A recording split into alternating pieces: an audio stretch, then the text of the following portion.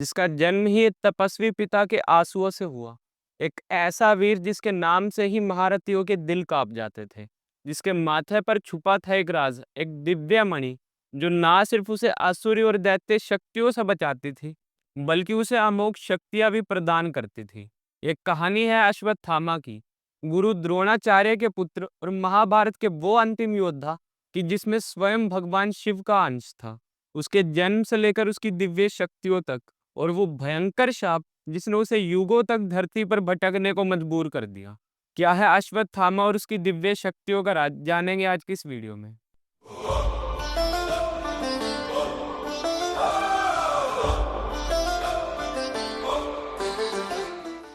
जब महाभारत का युद्ध अपने चरम पर था, तब एक ऐसा नाम सामने आया जो आज तक राज और कहानी दोनों बना हुआ है। अश्वत्थामा, एक वीर जो जन्म से ही अनोखा था।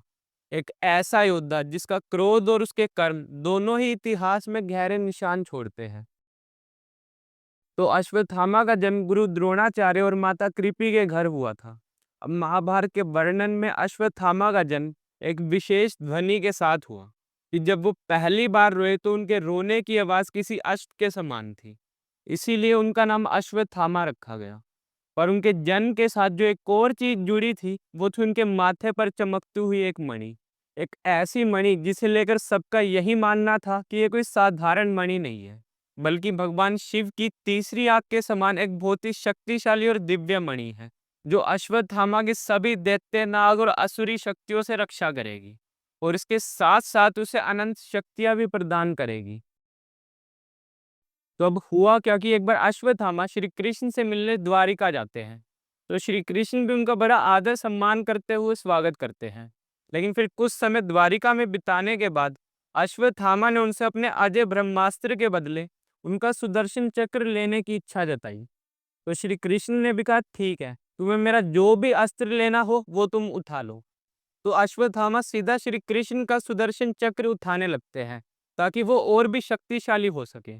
जब उसने सुदर्शन चक्र को उठाने का प्रयास किया तो उसे हिला तक नहीं पाया, जिसके चलते वो अपने सुदर्शन चक्र को लेने की हट ही छोड़ देता है।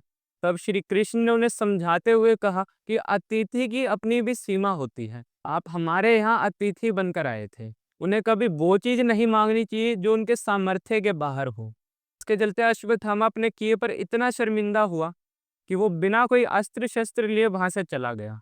लेकिन फिर जब महाभारत का युद्ध शुरू हुआ, तो गुरु द्रोणाचार्य और उनके पुत्र अश्वत्थामा ने कौरवों की ओर से युद्ध करने का फैसला किया। लेकिन श्री कृष्ण जानते थे कि गुरु द्रोणाचार्य के संचालक में ये युद्ध जीतना आसान नहीं होगा, जिसके चलते उन्होंने गुरु द्रोणाचार्य को परास्त करने की ये योजना बनाई कि वो अगर ये अफवाह फैला दे कि उनका पुत्र अश्वत्थामा मारा गया, तो वो खुद ब खुद अपने हथियार डाल देंगे। लेकिन यहाँ समस्या ये थी कि गुरु द्रोणाचार्य को इस बात का भरोसा कैसे दिलाया जाए, क्योंकि उनका पुत्र तो सर्वशक्तिमान था। लेकिन श्री कृष्ण जानते थे अगर ये बात युधिष्ठिर अपने मुंह से कहे तो गुरु द्रोणाचार्य अवश्य मान जाएंगे, क्योंकि धर्मराज युधिष्ठिर ही एक ऐसा व्यक्ति था जिसने अपने पूरे जीवन में आज तक कभी झूठ नहीं बोला था, और उनके मुंह से निकला हुआ हर एक वाक्य सच ही होता है। जिसके चलते श्री कृष्ण ने एक योजना बनाई, जिसके तहत महाभारत के युद्ध में एक अश्वत्थामा नाम का हाथी भी था, कि अगर उसे मार दिया जाए और युधिष्ठिर को ये बात कहने को गए तो गुरु द्रोणाचार्य भी आसानी से मान जाएंगे।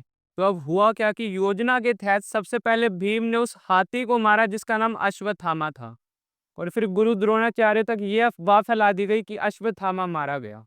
लेकिन उन्हें इस बात पर भरोसा नहीं हुआ, जिसके चलते उन्होंने युधिष्ठिर से जब ये बात पूछी, तो युधिष्ठिर ने कहा, हाँ, अश्वत्थामा मारा गया, लेकिन मनुष्य नहीं, हाथी। लेकिन श्री कृष्ण की योजना के मुताबिक जब युधिष्ठिर ने कहा कि अश्वत्थामा मारा गया, तो उसके बाद वहां शोर मचाते हुए शंखनाद और ढोल नगाड़ों की आवाज कर दी गई, ताकि गुरु द्रोणाचार्य युधिष्ठिर की पूरी बात सुन ही ना पाए। और गुरु द्रोणाचार्य को इस बात पर विश्वास हो गया कि अश्वत्थामा मारा गया, जिसके चलते उन्होंने अपने हथियार डाल दिए। तो उसी वक्त द्रुपद के पुत्र धृष्टद्युम्न ने उनका वध कर दिया। अब अपने पिता की धोखे से हुई मृत्यु के बाद अश्वत्थामा इतना क्रोधित हुआ कि उसने कई बार महाभारत के युद्ध में पांडवों से बदला लेने की कोशिश करी, लेकिन भगवान श्री कृष्ण ने उसकी हर कोशिश नाकाम कर दी। जिसके चलते महाभारत के युद्ध के बाद जब एक रात अश्वत्थामा पांडवों से बदला लेने के लिए उनके शिविर में घुस गया, तो उसने पांचों भाइयों को सोता देख उनका सर काट दिया। लेकिन अश्वत्थामा ने पांडव समझकर जिनका सर काटा था वो कोई पांडव नहीं बल्कि पांडवों के ही 5 पुत्र थे। फिर जब अगली सुबह पांचाली ने अपने पुत्रों को मरा हुआ देखा तो उसका हृदय दुख से भर गया। तो वहीं अर्जुन भी समझ चुका था कि ये काम अश्वत्थामा का ही है। लेकिन अश्वत्थामा उस रात के बाद से किसी गुफा में जाकर छुप गया था, जिसके चलते श्री कृष्ण और अर्जुन उसकी तलाश करते करते उस गुफा तक जा पहुंचे, जहां अश्वत्थामा इतना बड़ा पाप करने के बाद छुप कर बैठा था। लेकिन जैसे ही अश्वत्थामा ने अर्जुन और श्री कृष्ण को आता देखा, उसने अपनी रक्षा में अपना ब्रह्मास्त्र छोड़ दिया, जिसके चलते अर्जुन ने भी क्रोध में आकर अपना ब्रह्मास्त्र चला दिया। लेकिन हिंदू ग्रंथ के मुताबिक ब्रह्मास्त्र कोई आम शस्त्र नहीं था, बल्कि वो इतना विनाशकारी था, अगर दोनों ब्रह्मास्त्र एक दूसरे से टकरा जाते तो बहुत बड़ा सर्वनाश हो सकता था। जिसके चलते श्री कृष्ण की आज्ञा पर अर्जुन ने तो अपना ब्रह्मास्त्र वापस बुला लिया, लेकिन अश्वत्थामा को अपने ब्रह्मास्त्र को वापस बुलाने की विद्या आती ही नहीं थी। उल्टा उसने अपने ब्रह्मास्त्र की दिशा को उत्तरा की ओर मोड़ दिया। इसके गर्भ में पांडवों का आखिरी वंश पल रहा था। तो भगवान श्री कृष्ण ने भी अपना सुदर्शन चक्र निकाला और अश्वत्थामा के उस ब्रह्मास्त्र के वार को अपने सुदर्शन चक्र में समा लिया, ताकि उत्तरा के गर्भ की रक्षा की जा सके। लेकिन अश्वत्थामा अब अपने पाप की सारी सीमाएं पार कर चुका था।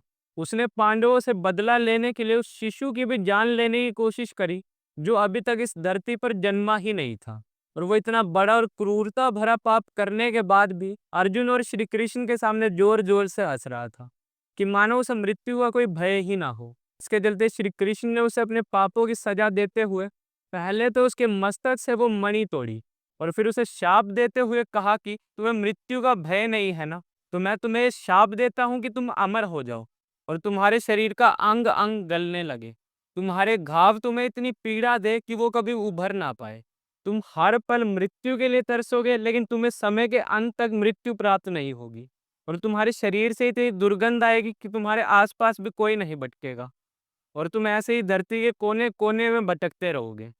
श्री कृष्ण के इसी शाप के कारण ऐसा माना जाता है कि अश्वत्थामा आज भी जीवित है, जो इतनी कष्ट और पीड़ा में धरती के कोने कोने में भटक रहा है, लेकिन उसे आज तक मृत्यु प्राप्त नहीं हो पाई। तो मैं बस आपसे जाते जाते यही कहना चाहूंगा कि जन्म लेते वो अश्व का ध्वनि सुनाया, आकाशवाणी ने नाम अश्वत्थामा बताया, कुरुक्षेत्र रणभूमि ललकार रही थी, जाने मृत्यु किसे पुकार रही थी। पिता पुत्र अकेले ही थे सक्षम कौरवों को युद्ध जिताने में। पांडव सेना में हाहाकार मचा था अश्वत्थामा के रण में आने से।